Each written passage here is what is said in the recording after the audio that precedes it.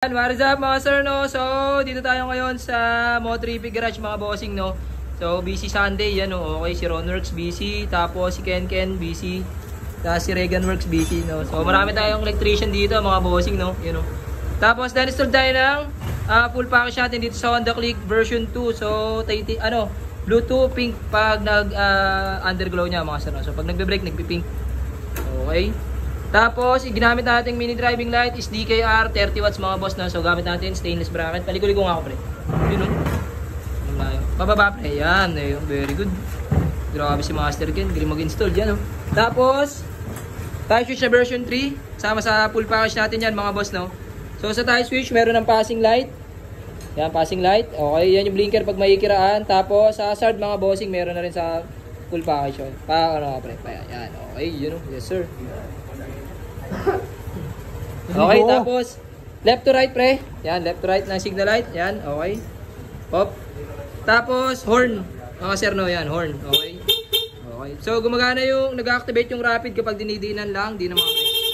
Okay, yes sir. Tapos PIA horn, okay. Okay. Tapos ito naman yung underglow lights mga bossing. So patayan ng underglow pati ng tie switch. So yung backlight namatay na yan. Thank you. Very good Master Ken. Tapos mini driving light, low beam, high beam. Yan o, low beam, high beam. Yan. Tapos nagpa-add-on si sir ng switch ng combo lights mga sir. No? So pinatago dito sa ilalim. Alam nyo na kung bakit. So sa lahat na nagsasabing LTO waving, pwedeng itago yan dito sa Moto3P Garage. Pa-underglow mga pre. Oh, pa-underglow boy. Yan o. Wala na si Master Ken. Nagsulo lang. Wala na. Kalimutan na. Yan. Okay. Busy mga tao dito no. So, passing light. Pakita ko sa inyo yung functions ng passing light mga sir, no? Pa-low beam nga. Pa pre. Off muna, off. Passing. Pag naka-low beam pre. Passing, no? Yan, okay. Tapos, dual horn setup. Stock muna, pre. Okay. Pag PIA horn. Okay. Sa kabila naman, stock nga, pre. Rapid. Okay. Kabila. PIA.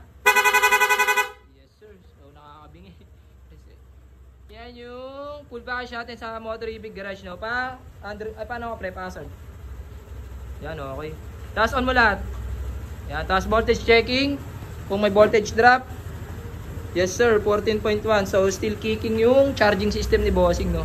So sa lahat na gusto magpa-install, PM nyo lang po si Moto3P Garage. Yes sir, yes sir. You know? Busy.